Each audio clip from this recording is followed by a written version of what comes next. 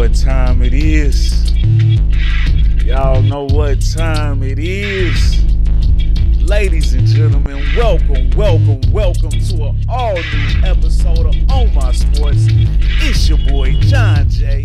And with me as always is my dog, Big Money Sonny. What's going on, bro? Hail to the victor. Yes, sir. Hail to the victors. Them damn Wolverines when it did that thing. Yes, sir. Yes, sirski. Man, and ladies and gentlemen, Happy New Year to all y'all, each and every one of y'all that is tuning in with us.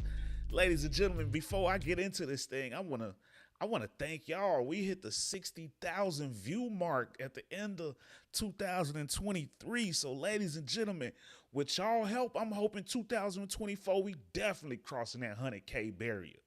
So Let's go most up. certainly appreciate y'all for that. Thank you. Shawn Michaels, LFG, yes sir, let's go, broski.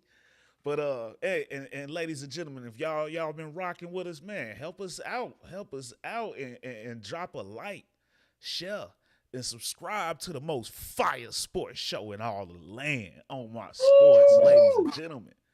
But Big Money, Happy New Year to you, broski. And man, how's your New Year been so far? Bro, it was litty, super litty. I got to see the ball drop back home, NYC stand up. Nice. You know what I'm saying? It was nice, bro. It was nice. It was good to be home.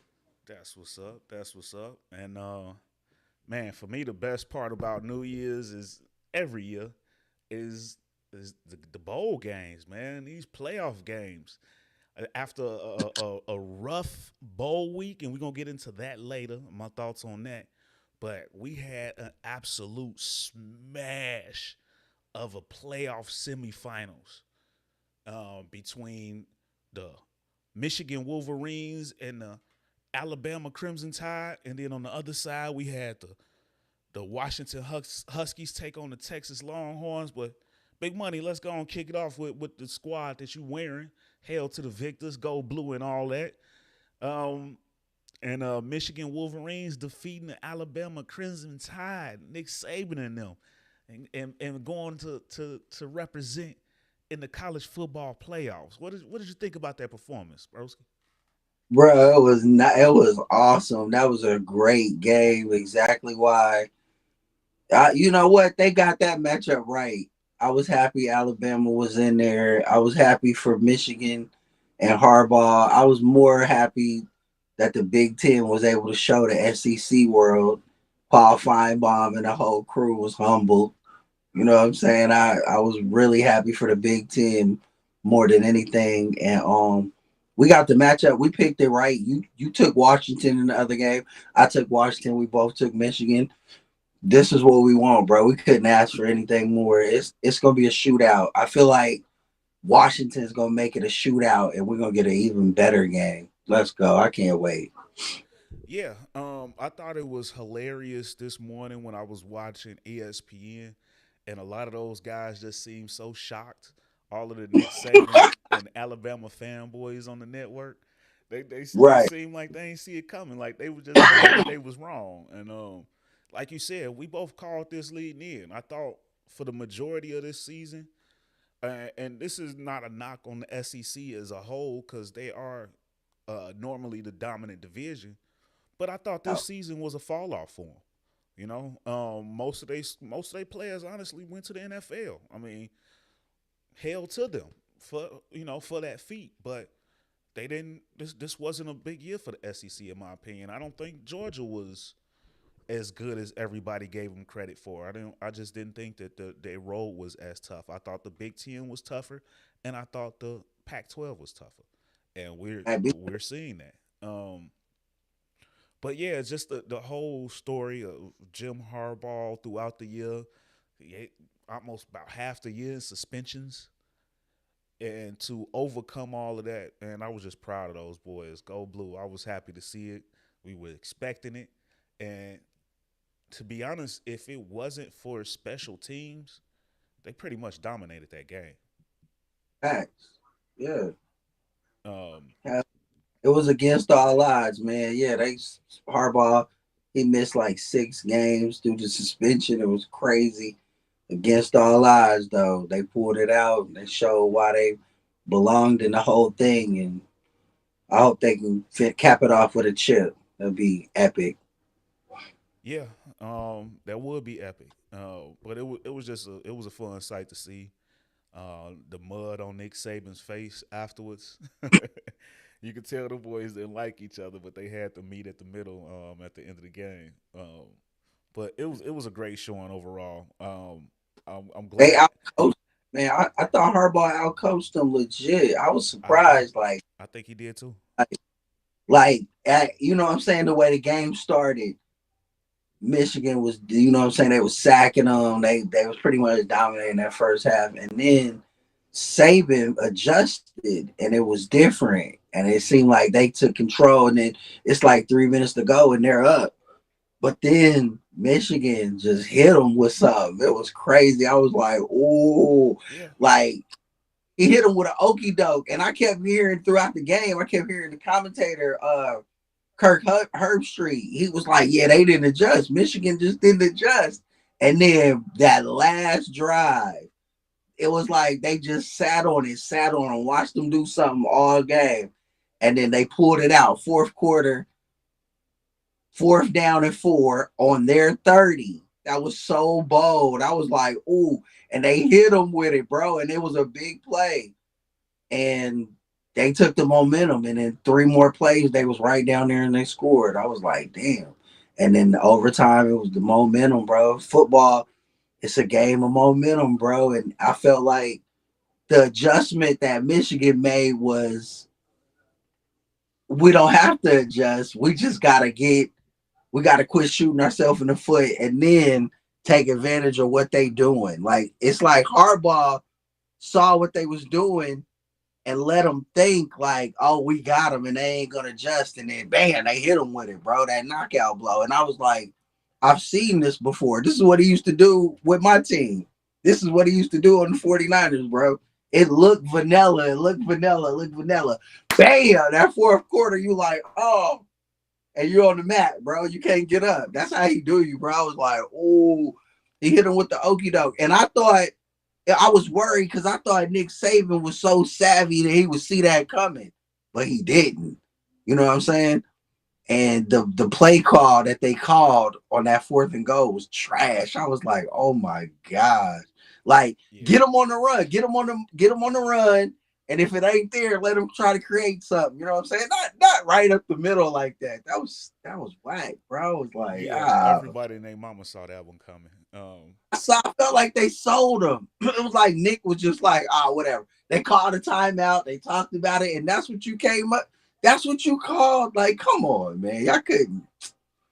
Yeah. That was so. So Bro. I gotta admit, when I was watching the game, at first I was getting frustrated with Michigan and John Harbaugh because, well, Jim Harbaugh, sorry, but I was getting frustrated at first because throughout the season, and even especially in the Ohio State game, running the ball is what they do, Mm-hmm. smashing it down their throats. And I felt like they had kind of started getting away from that. Donovan Edwards only ran for like 4 or 5 carries. Right. Shout out to Blake Corum. He did what he was supposed to do. He got about 19 carries, but this is a team that's used to running the ball 30 to 40 times. And I thought they Yeah. had got away from that. And I had even got to thinking, was this Jim Harbaugh's way of trying to show I am the quarterback whisperer and I'm finna get JJ McCarthy to win us this game? Was he trying to outthink Nick Saban? But shout out to JJ McCarthy because he, like you said, he made big plays down the stretch. It was shaky at first, and I was like, I don't know about this, man. Go back to the Yeah. runs. That's how he does it, though. Like, you know what he wants to do coming in, and he tries to make you think. Like, he lulls you to sleep. If you're coaching against him, you got to know that. You know what I'm saying? I felt like Nick Saban is so cold. Like, he's the GOAT. He's the GOAT coach of college football. So I thought he goes against Kirby Smart a lot and Jimbo Fisher. Them coaches in the SEC is real savvy. So maybe he's seen this before and he going to be like, I got something for it. But Nah, he didn't. It was crazy. I was like, damn. So, bro, even when they were struggling, I was like, damn, like they just gotta quit making mistakes. It's crazy. Like they should be. And then that last drive, they hit him with it. I was like, okay. And then when it went to overtime, I was like, yeah, they done fucked up. I was like, they fucked up. And then what really threw me was Alabama Saban was so cocky with it. This is when I knew JJ, he has no idea what's going on. And I gave him so much credit because he's such a cold dude. They won the toss and immediately said, we want to play defense. I was like, what? Yeah. Oh, it's over. I was like, that's crazy. They don't even know what's going on, bro. I promise. He used to coach my 49ers. I know what he be on. It's weird, bro. He's not like the one in Baltimore. He's stubborn and he do it. He do it. He don't care if you know it. He's still gonna do it, but we're just gonna do it later. That's what it was. I was like, damn, like he ain't making no adjustments, and it was pissing me off. Like, damn, they right, he ain't. And then I was like, oh no, I don't know if it's gonna work though, because they kept going 3-and-out, 3-and-out, and they would get it would be like 4th-and-3, 4th-and-4, and they was out there, but he was like, nah, and he would punt it. I was like, damn, so I didn't know if he was gonna get it off. So even if they would have lost, I was like, I seen what he was trying to do, but it worked. That last possession, it worked. They snatched the momentum from him. When they gave him the ball, I knew they was gonna score first because of the college rule. You on the 25, and then they let them pick their end zone. And they was going into the Michigan end zone with they side on they fans. I was like, oh, this is over with. I knew it, bro. It was crazy. I was like, damn, are they about to go out like that? And they really did, bro. I was surprised Nick Saban, he was the one that didn't adjust. You know what I'm saying? They Yeah. so biased, like you were saying, bro. They really are. Herb Street, the whole crew, whole college game day crew. And it's warranted. The SEC is dominant. It's like the G League of the NFL. Like so many NFL players come out of that SEC, so I get it. But this wasn't the year for that. And Exactly. salute Jim Harbaugh for like finessing the shit out of Nick Saban. I was like, that's crazy. Like he held that in his back pocket. And then here we go. We in the overtime, and what does he do? They think it's gonna be some play action shit. It's Blake Corum, strong side. Boom, boom, boom, touchdown. I was like, ooh, this is what they thought they was gonna see at the beginning of the game. Like I Yep. peeped the whole okey doke, bro. I was like, damn, they let him do him like that, bro. That was crazy. I was like, damn. Say, bro, that was cold. He did that to Nick Saban. I was like, Yeah, that was ooh. dope. So It was. so yeah, like you said, I love the matchups that we got. We got two defensive juggernauts on one side in one game and two offensive juggernauts in the other game. So we guaranteed that the championship game was going to be the best defense against the best offense. You know, the Facts. unstoppable force versus the immovable object. And that unstoppable force we got is coming by way of the Washington Huskies, who defeated Texas in an amazing game, a down to the wire game. Shout out to Texas. That future is bright. They got some players over there, and they should have pulled that thing off. They almost Man, did. They hey, should have pulled that thing off. But I felt like Ewers, he's nice, bro. He's nice, nice. But I felt like that last pass that he threw, it was a lot of air. If he would have threw it on a rope, like zip it in there, give it to him right here instead of throwing it up, putting air on it. Because dude came over the top, like, put it right here, bro. And that's a touchdown. That might be a touchdown. yeah, Maybe. and Like, they had all of the luck going in their favor with that injury timeout that had stopped the clock and gave them a extra yeah. chance to get to it because it should have been over before that. And momentum, bro. I'm telling you, like, damn, I was like, that is janky. And then they didn't take advantage of it. I was like, damn, that was their shot. Yeah, Like, that's football, bro. I but love it. but And I love this matchup so much because Michigan with that thoroughbred defense and Washington with that high power offense. And then, like, what people don't understand is they got a really good offensive line. So, ooh, in football, the games is won in the trenches. So, if Michigan can't get there, Well, hold on, Penix because got to. hold on. Let's we reviewing this last game before we get into that preview. Hold your Okay, thoughts. okay, I feel like you about to jump into it and let loose, but yeah, yeah, yeah. that Washington and Texas game though, shout out to Michael Penix. You know, the Heisman runner up. Some people thought he was deserving. I definitely thought I thought Jaden he should have won McDaniels. Heisman, I but thought Jaden Jaden Daniels McDaniels should have. I thought his season was insane. and But McDaniels was crazy, bro. Yeah, yeah, Michael Penix had been doing his thing all year long, and I'm sure he cares more about winning the title, the national championship, than the Heisman Award. But a big time performance by him, and he joined Pat Mahomes as the only quarterbacks with what is it, back to back 4,500 yards. yes. Hey, and he ain't getting a lot of love in the draft process. Like, I'm not hearing nobody say like he's a top 5 quarterback or nothing. It's weird. Well, So whoever is up with this kid, bro, they gonna get something. They yeah, getting a and player. there's a reason for it, and there's precedence for it. I do think he should be rated higher. I am starting to see him on some first round mock drafts, but like the Me too. 15 I'm to seeing them on 25 mock drafts, range. bro. But I mean, But like, when they talk about the quarterbacks that is prime time this year, they're not mentioning him at all. It's well, crazy. one of I'm the big like, reasons for that is for one, he's like a fifth year senior. So six year. 6 year. Yeah. So his The age two coming knee in, injuries, and then he's had two, pretty major injuries. two with the knee. That's crazy. That's So crazy. that's the Yeah. reason why. But Yeah. he gonna mess around and go to a team that's a fringe team. And I was thinking about that yesterday as like as far as what's a good situation for him to go to. And it'll be a team that maybe just got into the playoffs as a wild card or a team that just misses. And I was thinking about a team like New Orleans. What if he wound up Yes. on the New Orleans side? I feel like that'll be a perfect marriage for both sides because he got a lot of I, that Drew Brees flair, and they got the I weapons like for him. how you think, They bro. got the I weapons like. for him. I feel like New Orleans would be the perfect situation. Whether you And then bring him in and start right away, or if he sit behind Carr for one season, but that's a situation that I think he could thrive in. yes, I love that situation, and I love him in Vegas. I don't know why I love Vegas him. works. Vegas could work too. Oh gosh. Vegas could work The too. face of the Raiders, he seemed like the face of the Raiders. When I saw him say free the kid, free the guys, yeah, I was like, yup, Oakland Raider, no doubt. Vegas Raider. I was like, yup, hell yeah. I'll rock his Raider jersey, bro. That's crazy. I was like, woo.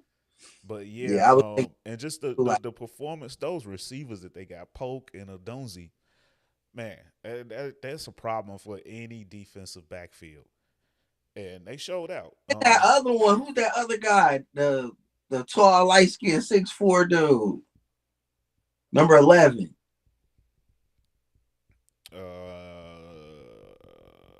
He's Yeah, nice. They got three cold receivers, bro. Woo. yeah. So that offense is high powered, but Yeah. yeah, just again, shout out to Texas. I don't They know. are There's been rumors that Ewers that may or may not hit that portal. It ain't came out yet. So that'll be interesting to see. But I think the future is definitely bright for them. and Um, Texas got something, bro. They'll go into the SEC next year along yeah, with Oklahoma, but they're gonna make some noise over there. They're gonna make some people mad. I wouldn't be surprised if Brock Ewers stays. I wouldn't be surprised first year over there they be in the SEC championship. yeah, and they got some weapons that's coming out in that draft too. Both those receivers, Xavier Worthy and Adonai Mitchell. Yeah, Definitely, nice. this is the year to need a receiver in the NFL because there's a lot Yeah, of them coming out. Kansas City. I hope you paying attention. Absolutely, there's a lot of them coming out. But okay, so yeah, you started getting into it earlier, so let's go ahead and do it. Let's go and break down this natty next Monday between the Michigan Wolverines, the number 1 seed Michigan Wolverines against the number 2 seed Washington Huskies. Best offense, best defense, immovable object versus the unstoppable force. Hmm. Let's get into it, big money. What you got? Give me your breakdown. I got Michigan winning, but I'm gonna tell you, I would not be surprised if the Washington Huskies pulled off the upset. The line right now is Michigan minus four, 4.5. So it's closer than that. It should be like 2 or 3, 2.5 or 3. I'm telling you, because Michigan got that great D, as I was alluding to earlier. But the underrated thing about the Washington Huskies is the offensive line is stout.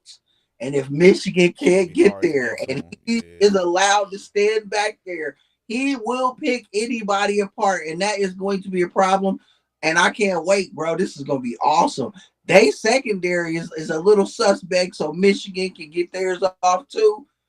I feel like the way Michigan likes to make it a grimy game and a rugged in the trenches game, I feel like Washington can avoid that if they come out and pop them real quick with 2 quick touchdowns and make them have to throw And and get into a shootout. That'd be awesome. and don't sleep on that. Washington got that pass rusher. Braylon Trice, real name no Oh no, gimmicks. he's vicious, You know what I'm bro. saying? Yeah, he's vicious. Yeah, he's a problem. It's somebody who most of the season I've had my eye on as a No possible doubt. bear. Ryan You know, Poles, I hope hey, you paying hey, attention. that'll be a cold fit, bro. He reminds me of a Chicago Bear. And you know what else? I give Michigan a slight edge because that their key guy, number 7, he got carted off. The running back, he's cold, bro. Out the Edwards, backfield, he's all purpose. What's his name, bro? Number Braylon 7. Edwards. Yeah, I don't know if No, he's not gonna Braylon. play. I'm sorry, Donovan Edwards. Braylon Donovan, Edwards. yeah. I took it back. That was old Michigan wide Of receiver. Michigan wide Wide receiver. receiver. Woo! Still Braylon, Wolverines. I know. shout out Yeah. Braylon, man. Yeah, shout out to Yeah. you wherever you at. You was on my mind, so maybe you gonna be doing some. Maybe you gonna get interviewed for the Natty. We'll see him Oh, coming up. But bro, yeah, yeah, I can't wait. This is gonna be an awesome game. I got Michigan winning 30-27 in a close game. okay. Um, I I I do have Michigan winning as well. Um, I believe that Washington is not gonna be able to stop that running game, and if JJ McCarthy could give us close to what he gave us last week against a tougher defense, um, they should be looking good. Washington doesn't really have a very strong secondary. So I definitely believe in Michigan's defense. But I will say it will not surprise me if Washington gets it because of how high powered that offensive attack is and that offensive Yeah, line. Like you say, if they can't get home on Michael Penix, yeah. then it's gonna be a Woo! long night. It's gonna be a Yeah, long man. night. They got Yeah. deep threats He's galore. spinning, bro. He's out there spinning the hell out of that rock, man. I'm not playing. And Adunze is and for one, just heading into the draft, and I know we're going to talk from now into April. We're going to talk a lot about the draft, but he's my No number doubt. 2 favorite wide receiver. I know a lot of people like Malik Neighbors, and for good reason, I do too. I But like neighbors, no doubt. Adunze, you talking about 6'3", 4'3" speed? It will go up and get it. Will chase. Will burn any secondary. Like he is a matchup nightmare. So I got him like right behind Marvin Harrison Jr. And it's closer than I think a lot of people want to give it credit for. But I definitely think that it's going to be a fun game. And this for JJ McCarthy. This will make or break his draft positioning.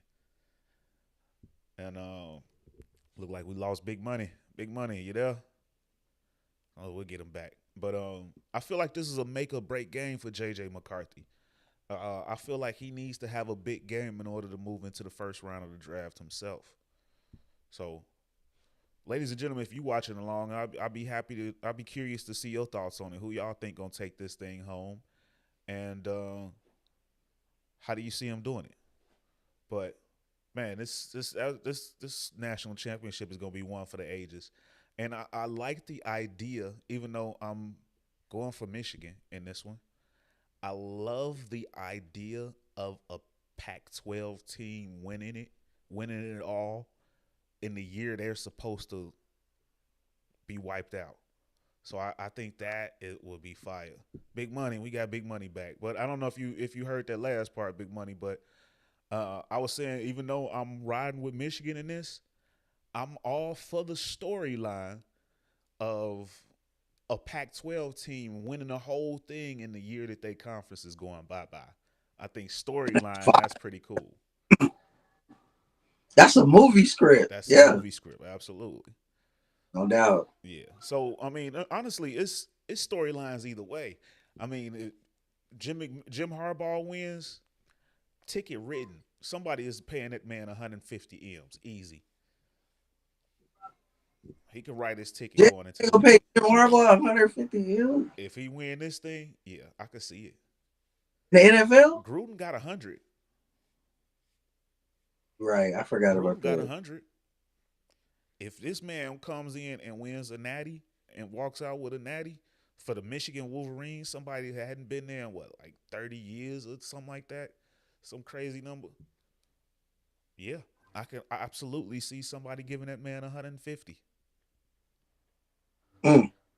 And I'm gonna be honest with you. One of the teams are like I could see just like screaming at me is the L.A. Chargers.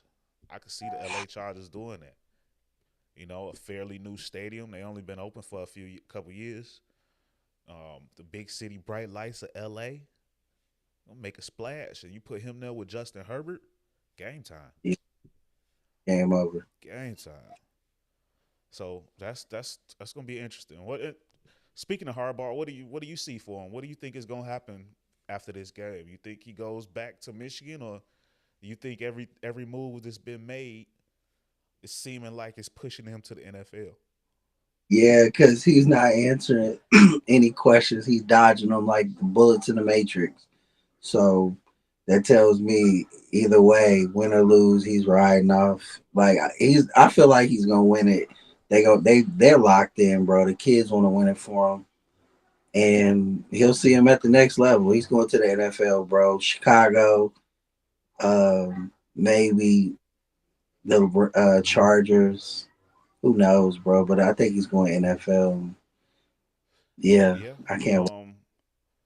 Yeah, I agree. I believe that it's going to be a number of suitors out there for him. And Chicago, that's an interesting pick as well.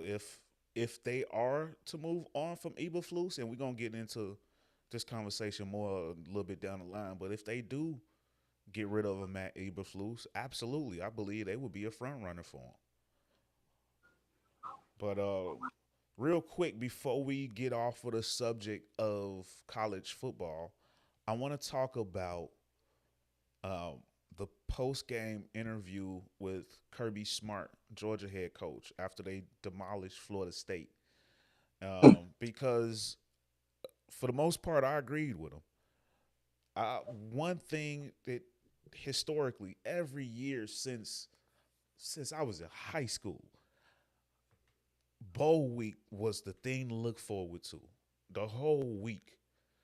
And since the portal has really blown up, there a lot of kids don't play between the portal and the clearing for the NFL draft.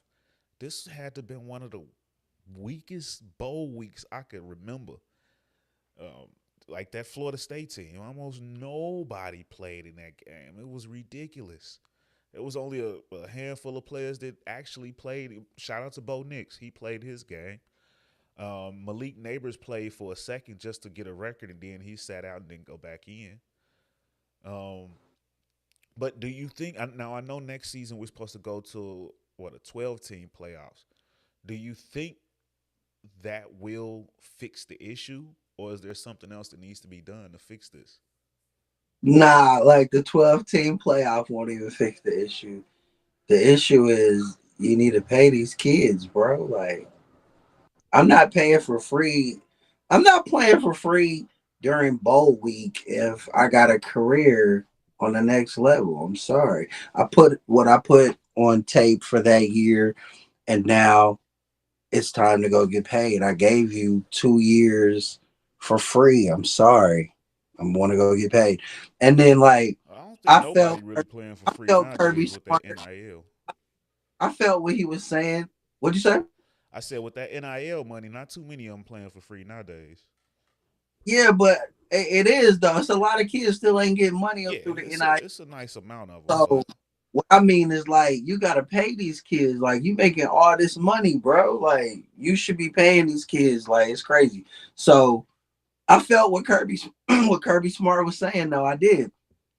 The product suffers. I get that, but you wasn't saying that when Brian Kelly was at Notre Dame, and then he was talking all this fighting Irish shit, and then ran to LSU. Yeah, y'all don't say that when the coaches do that, so I don't want to hear it. I don't. I don't. Y'all make millions of dollars, but y'all get to move around with no scrutiny.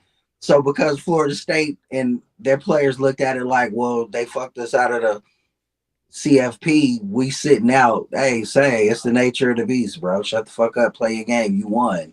Congratulations. Like, I don't even want to hear it, bro. The coaches always got an opinion about, oh, well, the NILs is messing up, or oh, well, they should have played. Nah, motherfucker, you should have played. You suit up. You making 20M. Shut the fuck up. Like, bro, I'm not playing for free no more. Straight up. well, Yes, I had to price, I gotta not say today's price. Straight up. I gotta say Pay the kid I had to salary and they'll play. Bro, if I'm going to the draft, but if I play this bowl game, I know I'm incentivized monetarily. I'm going to play that game. Simple. Simple. well But if I'm making more, if I'm making like 1.4 on the NIL and my salary from the game is only like 25K, I might sit that game out. I'm not even gonna lie. well, I think, and like I said earlier, I'm inclined to agree with Kirby Smart on this one, and I agree with what you said too about how they bounce around. But I also feel like the bowl games are a little bit different situation, and I'm not a fan of how the coaches bounce around within the bowl games too. Right. But I will say one, I think that the moving to the playoff will help. Um, just because they're the chance for to play for a title um, still looms strong. And not to mention, you trying to go pro, NFL teams will look at that. If they had an opportunity to play for a championship, did they ride with their team or did they think about themselves? This is still a job interview for the next stage, and I believe that the teams will look at things like that. But Fact. I also agree that there needs to be some type of monetary incentive for the guys. You got these big sponsored bowl games like the Chick-fil-A Bowl, the Chips Ahoy, whatever the fuck, Tropicana Peach Bowl, all of these names.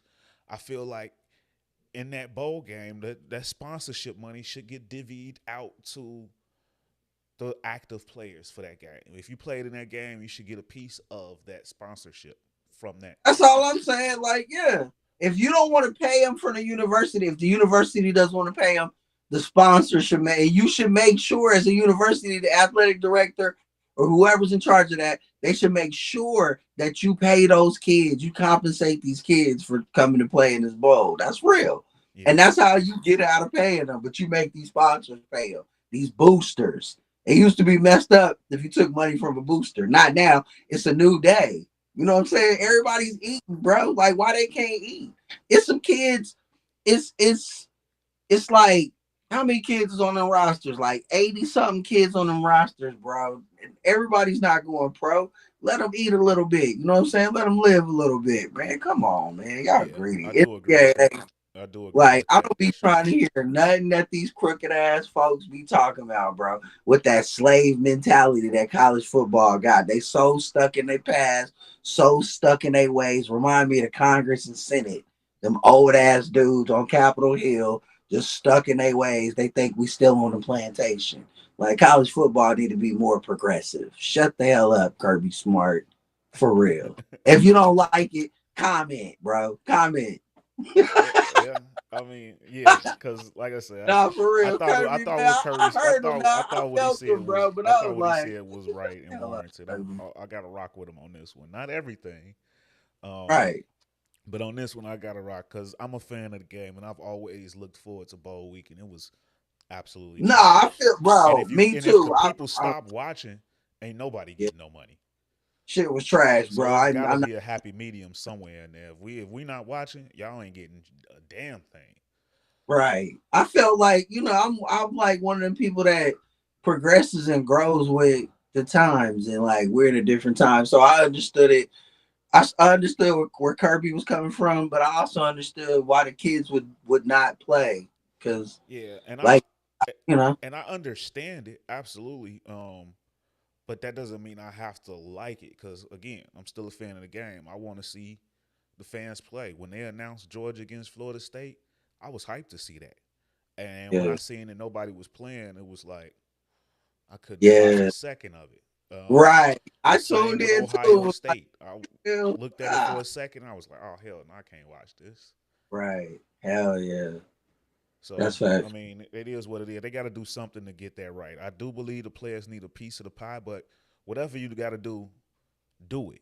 Um, we got to Yeah, just get the attention back on these ball games because yeah. again, like I say, if we stop watching, the sponsors gonna stop paying. Hell It's yeah. gonna fall apart altogether, and that's the last thing I Yeah. want. I want to see some That's the quality last thing we football. want. And that it's crazy. The basketball players don't do that. Even if they don't make the tournament, the 64, 68 team tournament, if they go into the NIT, they playing in that, bro. You know what I'm saying? Yeah, Even if they was a lottery pick, they gonna play, bro. They're playing. So yeah, the football players is different, bro. but It's the nature of but the beast. with basketball, there's a playoff system. I mean, it's the tournament. It's not called the playoffs. It's a tournament, but everybody has an opportunity to win. You know Right. that the lure of winning a championship on the way out the door is strong to a lot of these kids. Hell yeah. Even if it's the NIT, bro, Even it's if it's still a the chance. NIT, it's Still a go get championship. it. Yeah. So you got 64 teams competing for an NCAA title. A lot of them feel everybody. You got 64 teams that feel, hey, we can make it. Not only Yeah. that, but Shit, we can that win. is So your yeah. Yeah. for a lot of these teams, that is your chance to showcase for the NBA.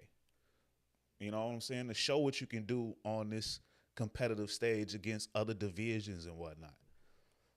And you would think football players would be like that, but for some reason they're not. It's crazy. And I think it's the politics of it. You know what I'm saying? At I the think, combine. Got to yeah, get ready for the combine. They have a exactly. combine in the NBA, but it's not like It's not NFL. like that football. Yeah, Football is deep, bro. It's like football is the one sport that is 24. It's year round. Even when it's the season, it's still the season. Like it's crazy. Like for real. facts, facts, You facts. can't never like go on vacation. Really, you got to stay working playing football. It's hard. Like it's tough, bro. Them scouts is working. You got team scouts. You got player personnel. You got everybody just tapped in 24/7. It's crazy. Like it's a beast, bro. Football is a beast. It's crazy. Absolutely, absolutely. So, and moving along from um, the world of college football, let's talk some NFL talk.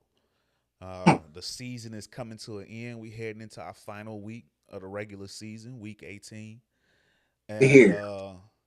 man, we had a lot go down this past week. Shout Ooh, out to the Ravens, secured that number one spot. Shout out to your Niners, secured that number one spot. no doubt. The Eagles have just fallen apart lately. And I seen some reports come out today that say they have some real serious issues in the locker room. And at the center of it is A.J. Brown. A.J. Brown is causing a lot of commotion. And he's a I don't want to put the whole blame on him, but the reports seem like they said that he's a big part of some of their locker room turmoil right now. So if that's the case, that's not good. They're gonna have to rectify that. But the big thing that I wanted to talk about, and I know you wanted to talk about because you hit me as soon as it happened. On Saturday, the big game between the Detroit Lions and the Dallas Cowboys ended in some controversy. Mm. Big money. What did you think about how that game ended? And do the Lions have reason to be pissed off? Hell yeah, they got reason to be pissed off. They won that game, bro. Detroit won that damn game. I know what I was telling you how I feel about Detroit because of the whole Michael Jordan thing. But I'm keeping it real, bro. I didn't have a dog in the fight. I was just a fan in the stand, and I wanted to see an overtime game. I was like, okay, we got a good game here. It's going into OT. They came out for the two, and they made it. And then something happened. Something janky happened. Like, wow, I could not believe it, bro. I'd never seen nothing like that in my life. And then when they showed the replay, they showed the two guys report. They reported, bro. Like, what? Bro, hey, look, bro. I love gambling. I love parlays. I love everything. But, bro, when I saw that, I was like, man, money really is the root of all evil, bro. Somebody somewhere did not want that outcome. They had Dallas. It was some money on Dallas, some big money. It was crazy. Like that was obvious. It was so man. It was so bad, and I hate it because it like messes with the integrity of the game. You want to think that this is real, and the players decide the outcome, but when stuff like that happens, it's like, it just gives you a bad feeling. It makes me think like, damn. So is there really a script? Do they already know who's gonna win the whole thing, or are we playing this in live, real time, and we trying to see who's who and what's what? Because that's not what that felt like. That felt like the Dallas Cowboys lost the damn game, and the referees was like, "Oops, we were supposed to let them win," Yeah, and they throw a flag. It's ridiculous, bro. I'm like, what the hell? I never seen nothing like that in my life. It was so bogus, bro. But maybe it was supposed to go like that. I don't know why, bro, but yeah. Dallas, It's like you miss one call, you got to make it up on another call. yeah. Yeah, that one was tough, and absolutely, I think the Detroit Lions have a reason to be upset. But Oh at the yeah, same, I don't want to take away anything from the Cowboys because they played a really good game. they played Um, good, it was a but good they lost game. that game, bro. They lost that But yeah, damn game. I'm in agreement with you. In agreement with you on that. The referees got to do better, and I believe that's the reason why the NFL downgraded them for the playoffs. That Shout crew. out the NFL too, and see, look, like I was saying, I want to believe that it's real and it's not rigged, and they're playing in real time and it's not scripted, and the outcome is for them to decide on the field, not what some script says. Oh, they're supposed to win this way. Nah. And I shout out the NFL for coming right out and handling business, standing on it, the suspending the whole crew. Y'all don't even get to work the playoff. That's how bogus that was. I love that. That reinstilled the faith in me because I was like, wait a minute, who's supposed to win? I started thinking about all year, like who have they been favoring all year? Yep. Is if this is scripted already and the outcome's already preordained, who is going to win the Super Bowl? I started thinking about it. And then boom, they came out and with that discipline, I was like, okay. And then I scrapped it. Like, well, that ain't it. I was tripping. Maybe that I was just about to be on some conspiracy theory shit. Like for real, because I was like, what the fuck? Who have they been favoring all year? Who is it? It ain't the Chiefs this year. I was breaking it down. Like, who is it? I was thinking about all the best teams. I was like, is it San Francisco? I don't know. Because they don't really like Brock Purdy. I was like, is it Baltimore? I don't know. Because I was like, it better not be Buffalo. This is crazy. For real. I was like, wait a minute. Like, who is it? Who is it? Who was the So when scripted they did team of that, destiny? that instilled the integrity. That restored the integrity. I was like, okay, damn. But yeah, that was uncalled for. But in true NFC East fashion, Philly loses when that happens, and we're not going to get a consecutive winner of the division every year for Every the year. last 15 plus years. It's crazy. It's crazy, bro. That is crazy. And like, you know what I'm thinking about, bro? I ain't even gonna lie to you. When that happened, like my mind was going all over the place. I was like, this is so janky. I called you and everything. And then I thought, you know what? I was like, you know what? What if because Jerry decided to put Jimmy in the Ring of Honor after all these years, he let that petty shit go. Baby Lady Luck's fucking with them now. I was like, It's for real, hey, bro. I was like, that's cold. I was like, hey man, say I don't know what that was. It could have been that what I just said, or it could have just been some fuckery in Vegas. Who knows? But maybe it was supposed to go that way. Well, who knows? We'll see. yeah, it could be. That could be the case. But I will say, shout out to the Cowboys. They Yeah. all together, they've had a really good year. This has probably been one of the best years that I've seen out of Dak Prescott. That defense has been balling, and they got a number one seed right now. And we've They said number for the two longest seed. they needed a I home think it's game. number two seed. Well, the division win. That's what I mean. Division win. Oh, Um, but we've been saying they need to have a home game in the playoffs. With them playing at home, this might be the year they advance. Everything is kind of pointing towards it this year.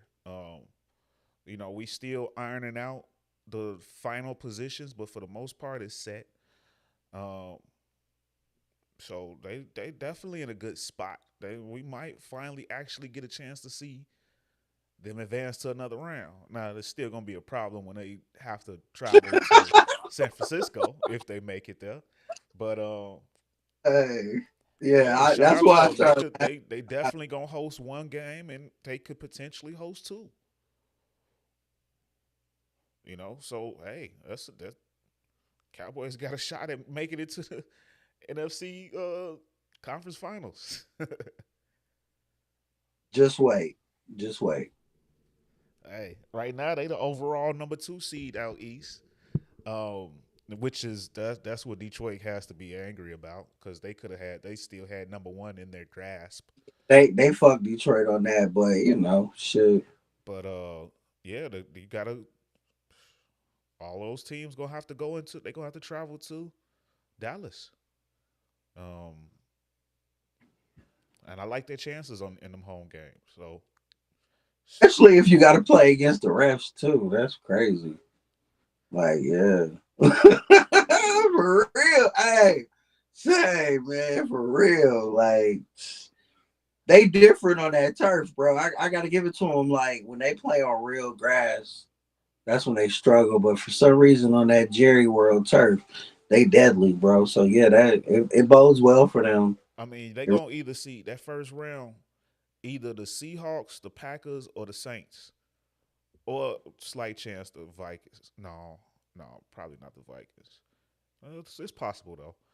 They still on the bubble, but more than likely the Packers, the Seahawks, or the Saints gonna have to go into Dallas, and I think the Dallas can beat each one of those in Dallas. Um, so they got a shot at making a real deep run this year finally, if all goes well for them. But hey, a team that things are not seeming to go well for are the Denver Broncos. The Denver Broncos came out this week and decided to sit Russell Wilson, seemingly because he refused to remove his injury protection off of his contract. So they sat him, and reports have it that they're planning on moving away from him this coming March. Big money. What you think about that? They doing the boy wrong.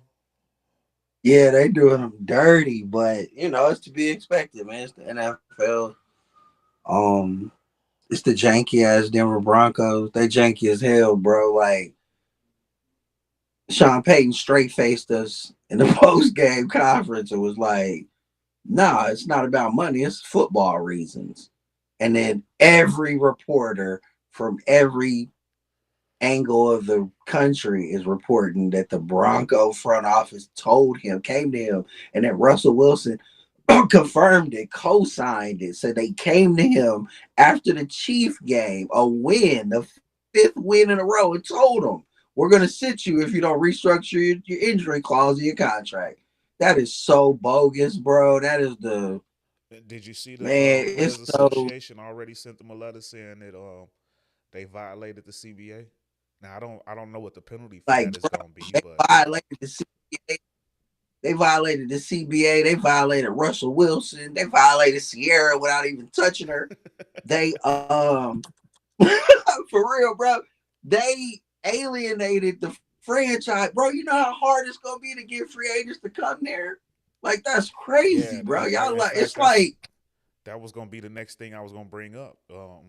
They saying that yeah, if you want to get a free agent there in Denver, you're going to definitely have to overpay. I mean, it's going they pretty much going to be blacklisted amongst the players for the way they handle it yeah. now.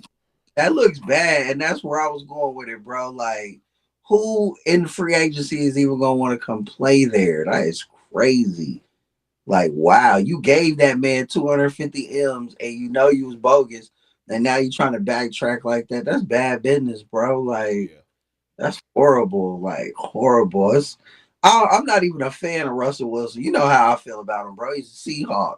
Only Seahawk I like is Richard Sherman because he suited up with us. That's it. The rest of them dudes, like, I don't like none of them. I don't like Pete Carroll. I told you. Reggie Bush because he played for Pete Carroll. Like Matt Leinart because he played for Pete. They wasn't even Seahawks. Like I don't even like, but they doing Russell dirty, bro. Like that is really dirty. And then I heard like there's like 4 or 5 teams that might bring him in and let him come through and play. So yeah. hopefully he get an opportunity, I tell you bro. It's what, man, you sad. keep lining up my next topic. So, let's talk about those teams. I actually want to get into that. Where But where do you think is a good landing spot for Russ? I don't know. I was thinking about the teams and I was like, Atlanta, I for Minnesota. for me personally, the perfect situation that I could see for him right now would probably be Pittsburgh. Ooh, I was gonna get to Pittsburgh, bro. I was. Yeah. I think the Steelers is a good situation for him, especially if Tomlin sticks around. I don't know if he will. We said that it might be time for him to move around, but man, 17 straight winning seasons, plus 500 seasons. He might stick around there and go for the record. Um, Like to see that and if he Russell. does, I think Russell Wilson that'll be a good spot to jump in there with the weapons that they have, the defense that they've been putting together, and a coach like Mike Tomlin.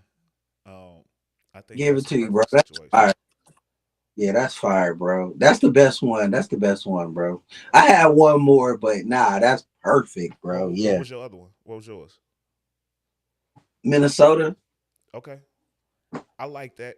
I will say though, the more and more I think about it, the more it seems likely that they gonna pay Kirk Cousins. They really Right. like him. That's what I was gonna say. They really I like can him. see them picking Kirk and then grabbing one of these youngsters out the draft and letting them sit behind Kirk. Yeah, That's what I think. They probably do that. yeah, yeah. What if Michael Penix falls there? Woo. Wait, but don't they got Hendon Hooker? Uh, Detroit does. Oh, Detroit. Okay, my bad, my Detroit bad. got Hendon Hooker. Yeah. Oh yeah, Michael Penix though. A Yeah, that'd lot of be dope. similarities with their situation. Although Hooker didn't play for Natty, but big big Mhm. time college numbers, had Big injuries that time, would held them back. big Very time. similar situation. Yeah. hmm You know, my dream scenario would be for Penix. It would be this is completely off subject. Would be for the Giants. My gosh, get him to New York, bro. Get him to New Uh, York, yeah. man. That could be ugly. That Yeah. could be ugly. I also like Jaden Daniels for them. If Woo! they end up re-signing Saquon, Daniels and Saquon together in that backfield, Hey, that could hey, change things very quickly for the G men. yeah. Um, so yeah, but I definitely like the idea of Russ to the Steelers. I'm speaking that energy out into the football world. Hopefully that comes true. Something else that I'm hoping comes true is Antonio Pierce. Antonio Pierce has positioned himself uh to get that head coaching job for the Raiders the way they've ended the season so far. What Mm. do you think about that? Do you think he's done enough to land that position? Hell yeah, bro. He should stay right there. They should keep him right there, bro. Stay right there. Like I like dude a lot. I always liked him. I rooted for him when he was a Giant, bro. He was a key part of those championship runs they had. And especially that first one. You know what I'm saying? That first one, Strahan and them boys. Then that second one with OC and Justin Tuck and them, like he was OG in the locker room. And it's like he's the same dude. Like he's that same dude. He's just a coach now. He's like he ain't that old. And it's like the locker room likes him and they can Yeah, embrace he's a him and they player like coach. Yeah. they go to war for him, bro. Like they fighting for that dude. Like I saw it. I was convinced when they beat the Chiefs on Christmas Eve, bro. That was the only game on.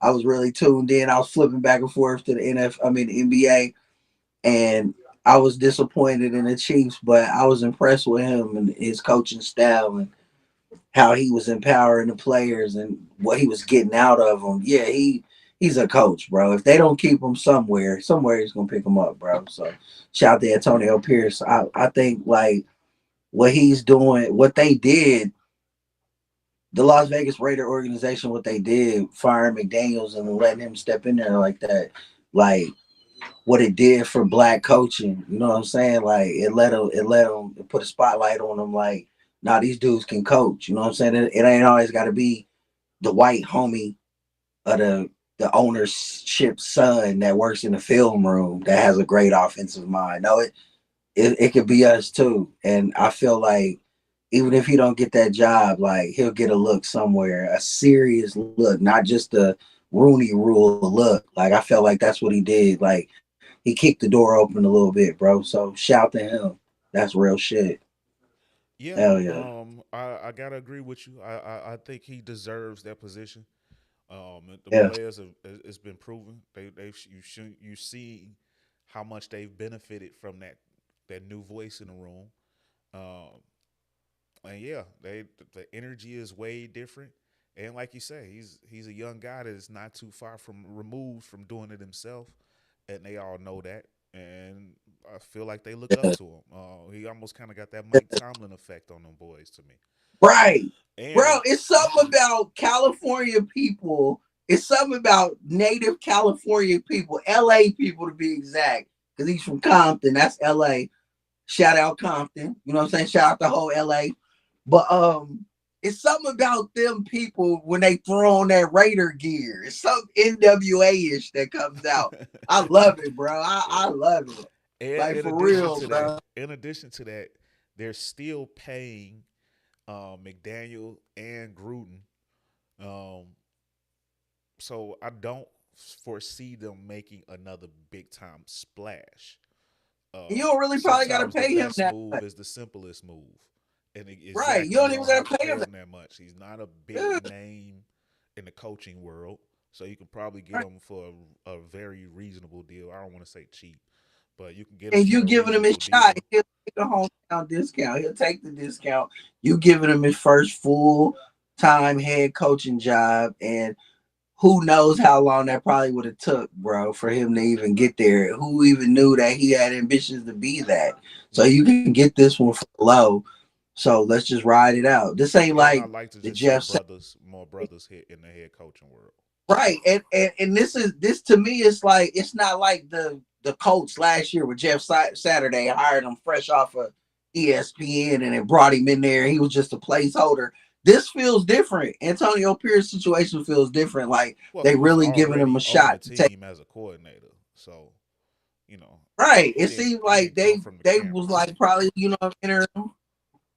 I feel like he did enough though. I feel like he showed the organization like he's a serious candidate, like legit. Yeah, I agree with that. Make the right move, Vegas. Um, and then of course we got to talk about it, y'all. You know what? I don't like to be the homer, but we're gonna hear a lot of Bears talk this off season because they was Ooh locked wait. down the number one pick. So we definitely we're gonna talk about them a lot this off season, starting Oh now. hell, Um, hell, but right now, right, goddamn. so for one, before the game came on, there was a report that it's a likelihood that Matt Eberflus has done enough to keep his job. In addition to that, with the game that he had against the Atlanta Falcons, now they're saying that Justin Fields is making this decision very difficult for the Bears as far as what they're going to do with that number one pick. So, Big Money, I know you had some thoughts on it, so go ahead and give me your take before I dig into mine. Yeah, like I'm telling you, bro, like I believe Justin Fields has done enough. He showed them enough for them to say, okay, this is our guy. You know what I'm saying? I really believe that. These last 6 games, he's 4-2. He's averaging 256 yards in the air in this 6 game stretch. He's 4-2. I think his touchdowns was like 7-3 interception ratio, shit like that. Something like that. I might be wrong on that, but he's been balling crazy. And I feel like he's done enough. They should be looking at him like, okay, this is our guy. We got our guy. Now all we need to do is go get Marvin Harrison Jr. and Justin Fields is a superstar, straight up. You know what I'm saying? But I know what you told me. I'm taking in everything that you told me earlier, way earlier. When we did these podcasts, maybe 4 or 5 episodes ago, you told me, you broke it down, so I remember everything you said. With what I'm saying is, like, I feel like they should be like, we love you, you're our guy. But if they don't, or even if they say, well, he's a great player, he's a good player, then it comes down to this. This is what I was thinking about, bro. Who do you love? If it ain't Justin Fields, who do you love? Is it Caleb Williams? Is it Drake May? Is it Jaden McDaniels? If you're in love with either of them, then what you do with Justin Fields is this. You get maniacal with it. You call the Washington Commanders and you say, hey, give me that second round pick for my superstar, Justin Fields. You see what he's been doing over the last 6 games? Boom, boom, boom, boom, boom. And they so goofy, they might take it because Justin Fields got a relationship with Terry McLaurin. I don't know if you know that. Yeah, Ohio State. So this could work. Yeah. They know each other. They got Eric Bieniemy over there. They might be like, you know what? Yeah. We ain't got to develop no rookie. We just got to get him out of that toxic situation, bring him in here, show him some love, put him in Eric's hands. Bro, if they don't love Justin Fields and they love one of those other dudes, that's what they need to do. Trade him to the Commanders, get the number 2 overall pick with the number 1 overall pick and the number 10 overall pick, and let's go. That's what they should do, bro. If you looking at Justin Fields after these last 6 games and you don't love him like we love him, then that's what you should do. Straight up. You either love him and you know this is your guy, or you don't, and you get that number 2 overall pick, Ryan Pace, and you get maniacal with this thing. You get one of them 3 boys, you get Marvin Harrison Jr. with the next pick, and you get your edge rusher with that 10th pick, and you ride out. Straight up. That's what I think they should do, bro. I think they should keep him. I think he's shown them enough, but based on the intel that you've given me, that's what made me think about that. Like, that's not really their guy. It was a whole different regime. I remember all of that, bro. So, if these last games that he's been performing out of his mind didn't make you fall in love with him, then you got to be honest with yourself, Chicago front office. Who do we love? If it ain't Justin Fields, who do we love? It's like a relationship. Okay, I'm with her. She's showing me. I told her, prove to me that you really love me. And she done proved it. But do I love her back? Or do I love one of these other contenders I got in my phone that she don't know about? And if that's the case, then we start wheeling and dealing. Look, Justin, I love him to death. But you take him. You give me that pick.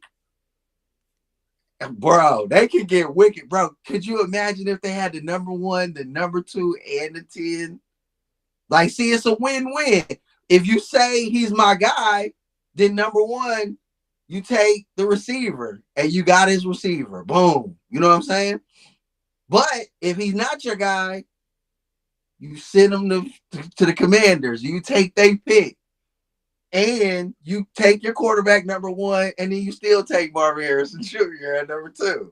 And you're straight. You still got DJ Moore. You got the guy you're in love with, whoever that may be. And then you got whatever you got at your number 10 spot. You get your left tackle, you get your right guard, or you get your 3 technique or whatever, your edge rush or whatever.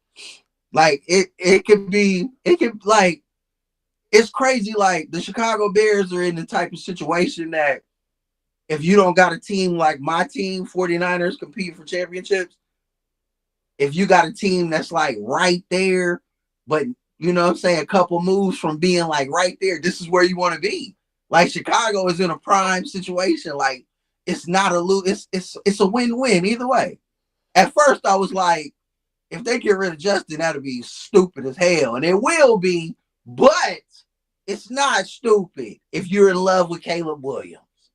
You know what I'm saying? They said this dude is Josh Allen, Pat Mahomes, and Lamar Jackson. If they all had a baby, I was like, God damn. We know what Jaden McDaniels is. We know what Drake May is. These dudes is probably superstars. But you got a superstar. So it's hard. You know what I'm saying? Like, for real. Like, it's tough. Yeah. Absolutely. And if you keep Justin, like, what is he worth? What are you paying him? Are you going to pay him the market value? Or what? Like it's tough. That's like, honestly, that's not a question that you have to answer right away. Right. No, okay, I was just saying that because you know how general managers and front office be like, well, if we can get this guy, we get a rookie, it's easier because we don't got to pay him for 4 or 5 years and then we can fill holes. You know how they think. I'm just saying, bro. That's just how they think. Yeah. So they don't think like us. We think like Madden. Like we're Madden general managers. They're real general managers. They think different. It's crazy. Well, I tend to think that I feel like I think like a GM. No, you do, bro. That's why I defer to you on this topic. I like your takes. I couldn't wait to talk about this, bro. Tell me what you think about what I was saying. So you ready for my take on this? Sit back for a second, get you some popcorn, let me drive. All right, so come on. First and foremost, I agree. It's a win-win situation. And because of that, I will say that I trust Ryan Poles in whichever decision he makes. I'm going to ride with him because, for one, he's shown himself to be a freaking genius at the GM spot. Now, I'm all for Justin Fields. And in my heart, I believe that he's staying put. I don't see them making a move from him because of how much he's grown throughout the year. All of the issues that he's had at the beginning of the season, you can see gradual changes. You can see a conscious effort to develop and work those issues out. And he's definitely turning into a star. And I feel like you said, if you compare him with Marvin Harrison Jr., it could take that offense to a ridiculously new level. And they're going up. They're going up. And because, okay, so there's a few different ways to look at this, and I'm going to give you all perspectives, whether you keep them or whether you move on from them.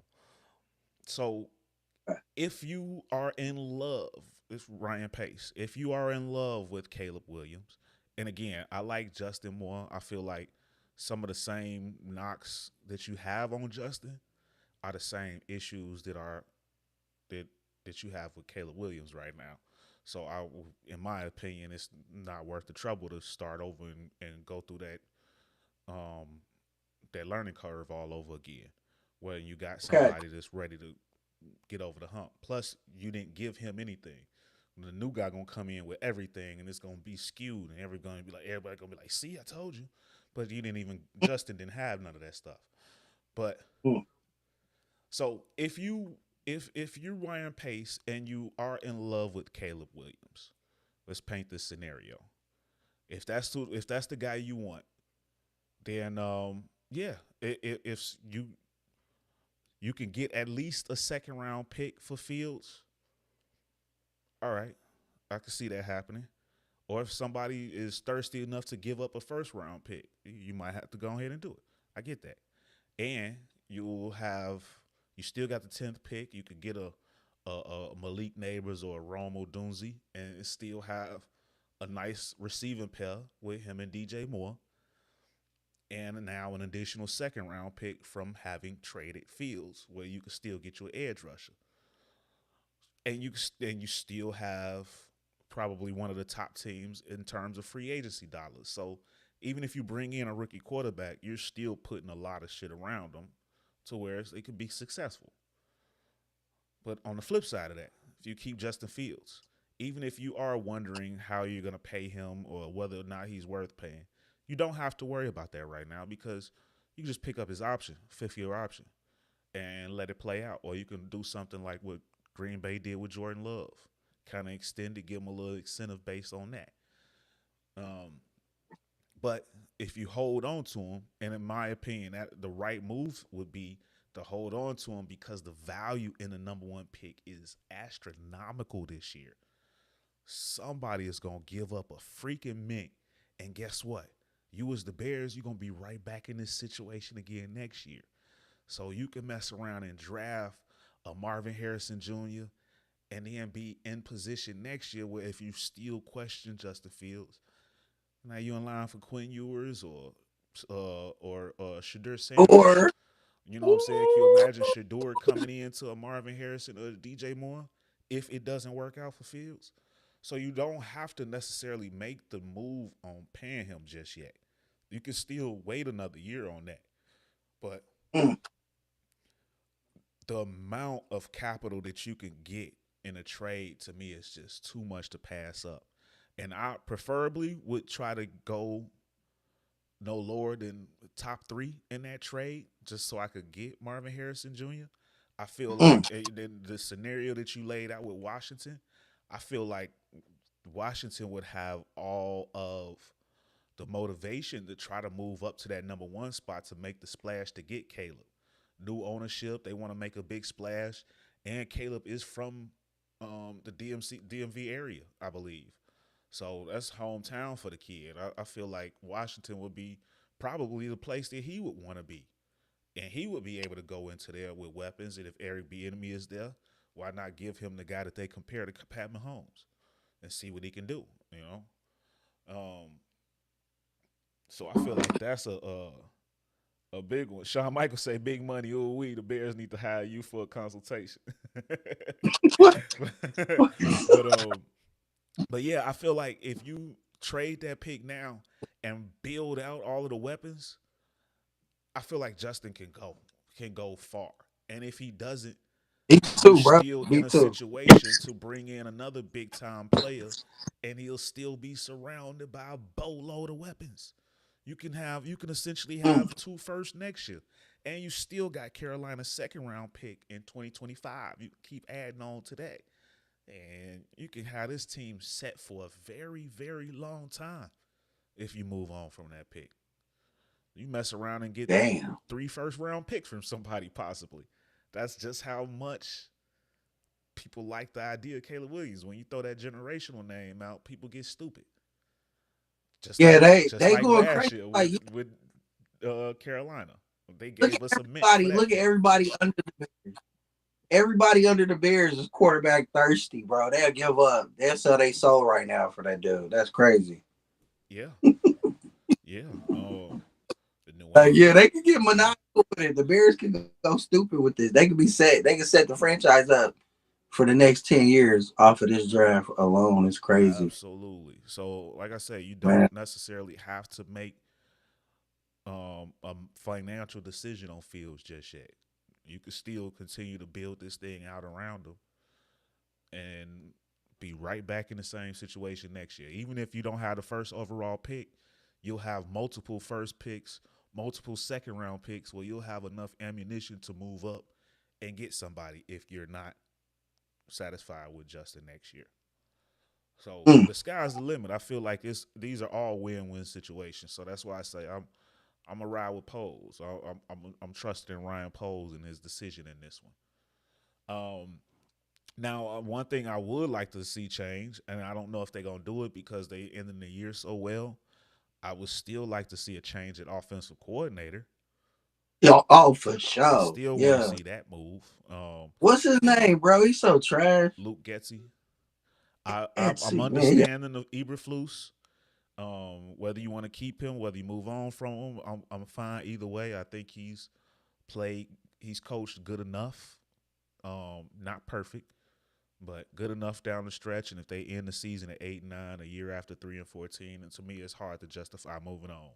But the one variable that I have in that equation, and the reason why I'm still not fully taking Jim McMahon off of the radar, I mean Jim Harbaugh off the radar, is because the one variable that we don't know yet is the Bears president, Kevin Warren. Remember, this is his first year. He just started on this job in April of 23. So we Hey, haven't seen him make any move yet. We don't know what he's about just yet. Um, One thing that I do know, now I don't, he was with the Minnesota Vikings for a time. I'm not really sure what type of splashes he made with them. I know that he helped them get their new stadium, which is a big deal. But right. then his time in the Big Ten, and Shawn Michaels say, "You're right, Jay. Appreciate that." But in his time in the Big Ten, he was able to bring in. He was the guy that brought in USC and UCLA. All this coming next season. This is the guy that set all of that up before he came to Chicago. So he might be a splash guy. And in which case, who's to say he doesn't go to Ryan Poles and say, look, I know you like Eberflus. I know that was your guy. I wasn't here when you brought him in, but look, I got history with Jim Harbaugh in the Big Ten. I know for a fact this is where he wants to be. I can make it happen. He's interested. Go ahead and Mm, show Matt the door and let's bring in Harbaugh. Who knows? This is the variable we don't know about this guy. And he's, again, coming from the Big Ten. They do have a relationship. He was the president of the Big Ten. And he brought in right, everything that the Big Ten is about to become next year. You can thank Kevin right. Warren for setting that up on his way out. So He started this game. who Shit. knows? He Hey, might just and be a splash guy. what I want to know is like, what I want to ask you is with that being said, with what you just said, you remember what you told me about the ownership? Would they go for that? They hands off. They doing what you want an ownership to do. They hired these guys and they stepping back and gonna let them see the plan through. They're hands off. That's the way to go too. That's the way, and I feel like that's how you gotta. Like I feel like that's how you gotta be as an owner. You gotta hire the people, let them do their job, and then just fall back and let them do it. And when they're not doing what you thought that you hired them for, then that's when you make. That's when you step in, and that's what's wrong with the Cowboys. But that's a whole other story. You know what I'm saying? Like for real, bro. I feel like that right there. That gives me confidence that the Bears is going to be all right in the future because you got to get people and you got to get them the right people in place and let them do the work, and then you just watch the results. That's what's happening with San Francisco, bro. They just re-signed Lynch and Shanahan to another 6 year extension. They've been there for 6 years together, and they locked in again together. And the owner is pleased with what he's seeing. They haven't brought a championship, but they're right there, and he likes that Yeah. they're in sync. You know what I'm saying about everything, and he let them mess that up, that Trey Lance shit, but they got it right. You know what I'm saying? They fixed it. You supposed that's One supposed thing to hurt. one thing I can always say about Shanahan is he always got a backup quarterback on his in his hip, in his pocket, back Always, pocket. He always always. he don't ever put all his eggs into one. Um, Nah, hell, I yeah, respect the hell out of that. I mean, who else had the balls to go RG3 in the first round and then come back with Kirk Cousins in the second? Like right. that's And we might be saying that about the Bears. Like that organization is set up. It seems like from what you're saying, they set up like that. And we might be looking at them next year like, damn, they here and they won the division. And man, you got to they. go to Soldier I Field cold now. don't let me get in control. I would go absolutely maniacal with this shit, and I I would go with my top two picks. Give me Marvin Harrison and Brock Bowers. We shutting everything on fire. The world is ours. I'm going maniacal on them. And then, yeah, Yes! I'm going Say, maniacal on them. bro. I'm shutting this shit down. And I'm leaving nothing Woo! to chance. This finna be the greatest offense ever. They all young. Let's go. I'm fucking the world up with Damn. that one. Give me Harrison and Brock. But I tell you what, I said that I didn't want to go past 3 so I could still have a shot at Marvin Harrison. If the right deal is out there, I'm willing to drop a little bit because Rome Odunze, that's a hell of a backup plan, man. Shawn Michaels say Marvin Ambow was fire. Thank you, man. That's what I'm Bro, saying. I'm still like, You do God that. damn. No Bro, one I'm can compete. still like, No one can bro, you compete. fucked my head up. I'm over here thinking like, damn, like Especially Justin Fields. a year after the Detroit Lions came with Sam Laporta and Jahmyr Gibbs. This is how you Yes, sun them. This is how you say, all right, I see that. Hold my beer. I that's a raise you. chess move, I bro. That's raise you why I'm over this. here like, damn. Game Justin over. Fields, Justin Fields, DJ Moore, Cole Kmet, Marvin Harrison, Brock Bowers. Game over. Who can stop that? It's over. It's over. It's Carter when he stuck his arm in the rim. He was like, it's over. It's So over, yeah, bro. I would God, get yeah. maniacal with it. Hey, I ain't really I'm heard sitting here nobody as a say that yet 49er though. fan, like, what the hell? Like, what just happened? But that's what I'm saying. The possibilities, this team could get nasty, and then you still got. They say they potentially got about $60 million to spend in free agency. I Chris saw that. Jones, come on down. Jones, man, I seen that, bro. Chris I seen Jones, that. I come was on like, yeah. down. They want to sign Chris Jones. I was like, oh, wow, that's great. This shit's going to be crazy. Jan Ryan Poles came from KC. He knows Yeah, him. he did. He knows him. Come on down. They ain't giving you your money. We'll overpay you. We'll give you extra. We'll give you $30 million. Come on. Yep. We'll give you Yep. $30 Come million on, a bro. year. Come on. Let's Come go. on, bro. Chris Jones and Montez Sweat. And that's one thing that I can say about Matt Eberflus. In the defense, since he's taken over, because remember early in the season he had the turmoil, defensive coordinator was shown the door. But since Matt Eberflus took over the defense, it has improved. Um, they got like 16 takeaways in the last 6 or 7 games. It's insane. Yeah, they balling. Number 1 rushing defense. Like he's turned them around to where they do have an elite defense. So I'm not mad if he comes back. I think the resume is improving. I ain't gonna say it's good Yeah, because all they it need was is an some OC. bad years, but they had 0 talent on the roster. Get So him a new OC and Brock Bowers and Marvin Harrison. Oh my gosh, that's crazy. yes, sir. Yes, sir. So Yeah, this could turn into something that nobody wants to see very man. quickly. Then they'll be on that Justin MVP train again next year, like they was at the beginning of the season. You see how quick they turn. Yeah, But yeah. hey, it is what it is, man. But yeah, the sky's the limit for them. I think they definitely one of the teams with the brightest future coming up. So definitely see how these things go out in this season, and I still feel like they got to put together a big win against Green Bay. You can't be on this high and then fall off at the last second with a loss to Green Bay.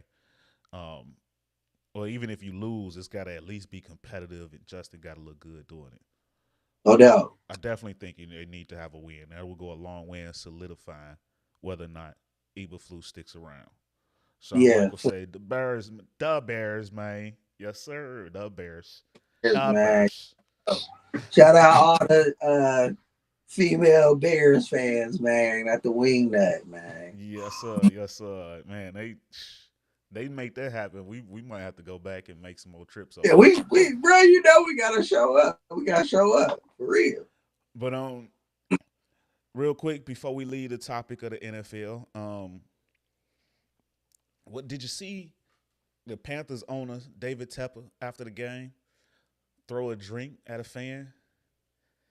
That was insane, and it came out today that the NFL's fining them 300K, which is chump change, is absolutely nothing. I hope that this man That's gets it. suspended or something. 300K for They him. said that's like 1% of his worth. Like this dude worth like 20 bill.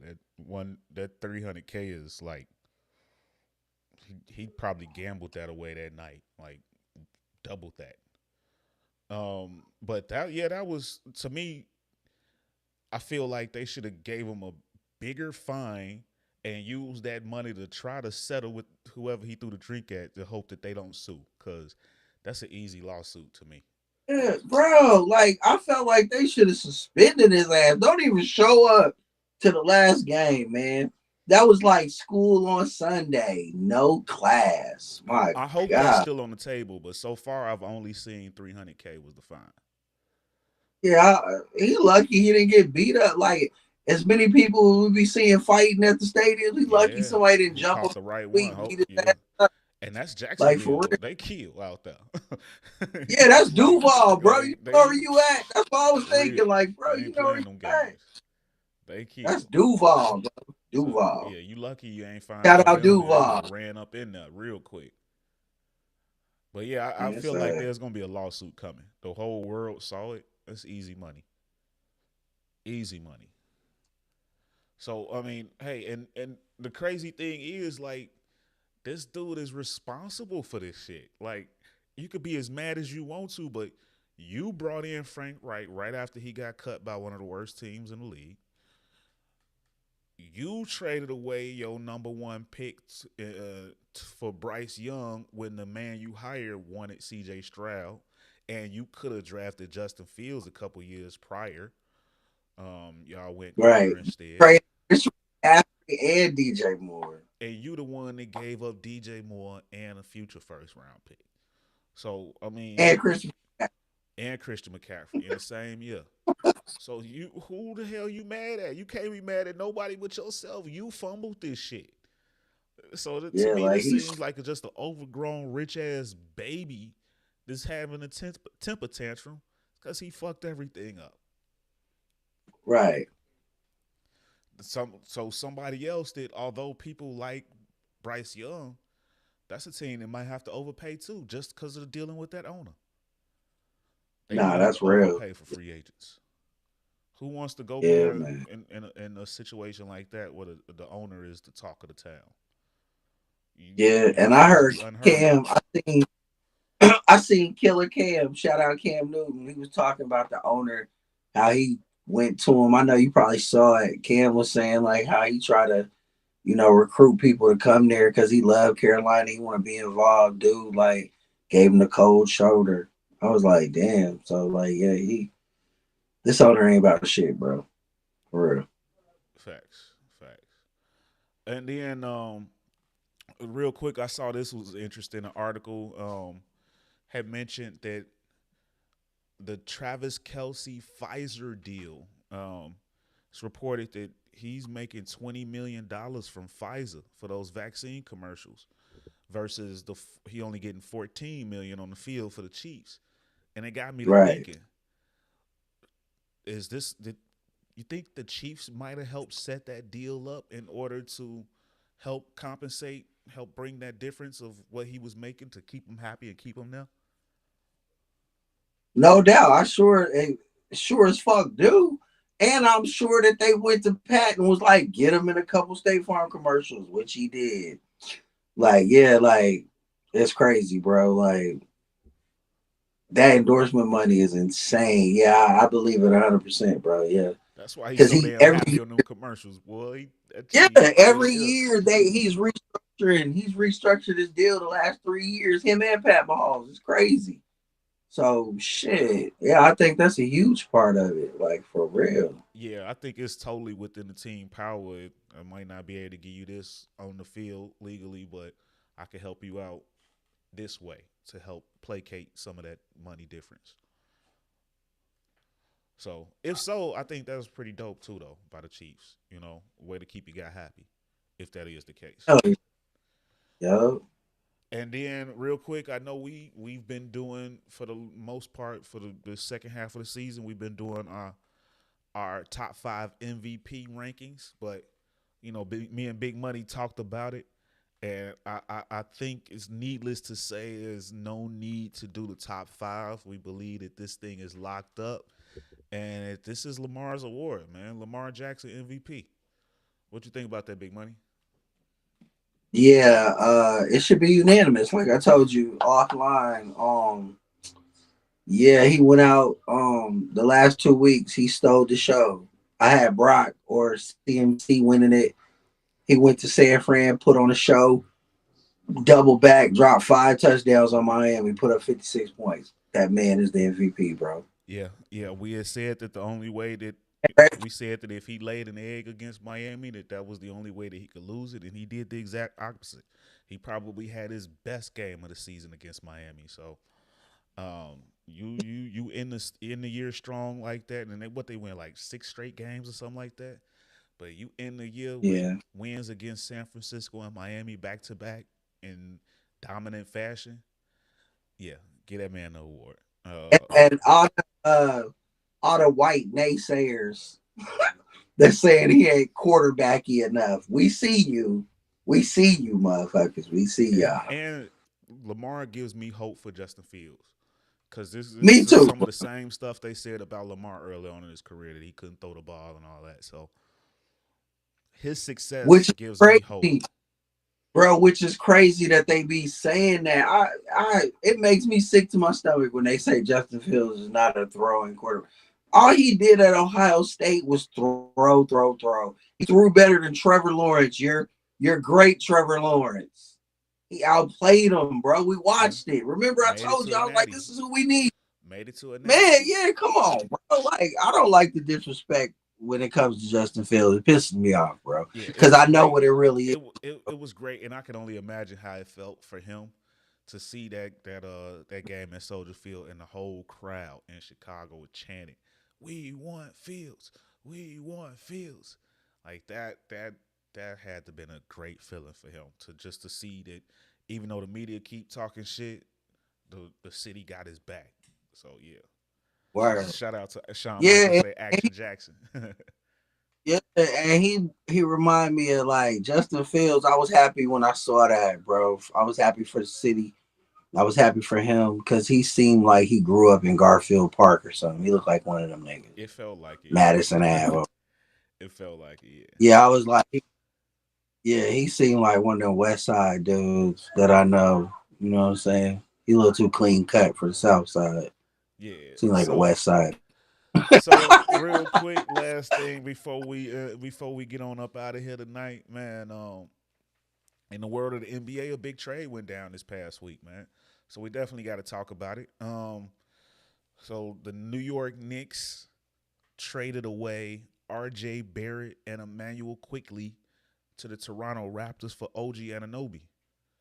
What did you think about that deal, Big Money? Who won that deal, and what kind of grade would you give both teams?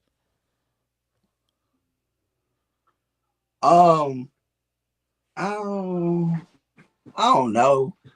Um, the Knicks, man. You know what? It was a good trade. I give it a B because they gave up quickly. You know what I'm saying? Like you should have tried to keep quickly. Quickly special. You know what I'm saying? RJ Barrett, I could see why they moved him. Even though I feel like he got a bright future in the league and he's back home. He's from Canada. That'll work for him. But I give it a B for the Knicks and I give it an A minus for the Toronto Raptors. B for the Knicks because what they need is they need another guy. Like they got Jalen Brunson now, they got OG. They need a Donovan Mitchell. They got to get rid of Julius Randle somehow, some way for Donovan Mitchell. Or if you can keep Julius Randle, because I don't trust him in the playoffs, somehow, some way you got to get Donovan Mitchell though. Like it's crazy. Like that's why I'm only giving it a B because like he's like the third wheel for me. They need one more piece to truly contend against Boston and Milwaukee. Like for real, this is okay, and it makes them better. but they're like, to me, they're like stuck in that mid tier. This doesn't propel them, in my opinion. I could be wrong, but I don't think it propels them to the Celtic Buck level. What Yeah, you think? I 100% agree. I don't think it was a bad move for the Knicks, but I thought it was a Ah, win for Toronto. I right, would give the Knicks a B. I felt like they gave up a lot and Barrett and quickly, but man. at the same time, Jalen Brunson ate a lot of minutes that quickly, he kind of held quickly back. I get that, but I felt like if you were pairing those two up, you could have got a little bit more. You could have got a Donovan Mitchell or a That's Zach why I gave Levine Toronto the A. Like or they or won that or, trade. or A. DeJounte Murray or something like that. But it wasn't a bad move. It was just kind of a lateral move, you know. Yeah, yeah. But They didn't move for up or down. They stayed right where they are. Yeah, so I would definitely give them a B. But for the Raptors, I would go higher than an A minus. I go A. I damn near almost want Okay, to say A plus because okay. um, they they weren't gonna pay Anunoby. RJ Barrett already got his contract, and they're in a position where now quickly can be unlocked there. You know what I'm saying? He could go to and be the guy. RJ Barrett, I also think that he'll be better off because he going in home. He home playing in front of his home Yeah. crowd. That's gonna Oh, pull in bro, it's more something about IM. playing for real. And then we don't know what's gonna happen yet with Siakam, but meanwhile, while he's there, that's a nice three. That's a nice three right there. That you could build on that. And Mhm. they're young. They got younger. So I like the move for the Raptors. Absolutely. I feel like these guys always find a way More to so, stay relevant. They I always like find a it way to more stay so for relevant. you know, Yeah, so I agree with you. Definitely looks better for the Raptors, but it wasn't bad for the Knicks. It was just kind of didn't really move the needle too right. much. But that's why I started laughing, bro. If your team Like was a 6, it might be at a 6.5, maybe a 7 right now. exactly. I feel the same way, bro. But if they could somehow get like a Mitchell, they need a star. They need a star. But You I know what I'm feel like saying? And then they, what you gave up a major part of what was gonna get you a star. What do you got to thank give you. up now in order to get a star? You know. Nothing. Julius Randle. Now you got a bunch of draft picks. Don't get me wrong, but you still Yeah, needed a body. Like they them like 8 draft draft picks picks. with quickly could have got you Yeah, probably they any could of have the got you, names on the market. like you said, they could have got a Murray. They could have probably got a Mitchell. You could have got Siakam. Like, why you didn't get Siakam? That's what I'm You got saying. 8 first round picks. You got 8 draft picks, bro. Will and deal. Come on, man. Ain't that worldwide West over there? Yep. Come on, Wes. Yep. I know you, Wes. I know Wes, bro, from Oh, back in the day. and Come on, Wes. Leon Rose and them. Yep. Rose and them, man. Y'all do better than that, bro. Come on, man. Yeah. So hey, it is what it is. We'll see how that goes, You and just definitely can't can't root wait for to the. see how this trade deadline goes down for the NBA. That's getting closer too in February. So um, football is almost Wait, I thought over. So we're gonna the trade definitely deadline was like, what happens on January 15th? January 15th, I believe, is that's not trade deadline. That's um is that the All Star deadline? I don't know. I thought something like, That's when you could trade players that you just signed. okay, If you yeah, signed yeah. a player to a new contract in the offseason, January 15th is when you're allowed to trade. Okay, that's what So I'm that's thinking probably what you're about. thinking Yeah. about, yeah. But So the usually, trade typically, deadline, trade February. deadline is around All Star time, so it's usually February. Right. Okay. Okay. My bad. I got it mixed up. I knew it was something like But yeah, 15. that's getting Yeah. closer, so it's gonna start to turn up real soon. So we definitely gonna Yeah. get into that as that picks up and the NFL starts to taper off. But January 15th, that's when we're going to start to see LeBron on a whole new team. Watch. yeah, because that's when they're able to trade Austin Reeves and Hachimura and all of them. They have to wait till January 15th for that. Right. Yeah. Yeah. So That's that's what when the we rumors gonna will start see to pick Zach. up. We'll see Zach Levine over there around sometime around there. Watch. Yeah, That's yeah. what it's gonna be. Strong Yep. possibility on that. We'll see, because they say his market ain't really been that great right now, so we'll see. Um, Right. but yeah, ladies and gentlemen, as always, man, this was dope. I definitely enjoyed talking to y'all. And another great show as usual. And if y'all like what y'all heard, y'all rocking with the guys, do us a favor, man. Show some love and drop a like, share, and subscribe to this thing, man. On my Oh, sports. We ain't going come on. nowhere. And ladies and gentlemen, from us here at On My Sports, we love y'all. We appreciate y'all. We out. Peace. Wow, that 2024.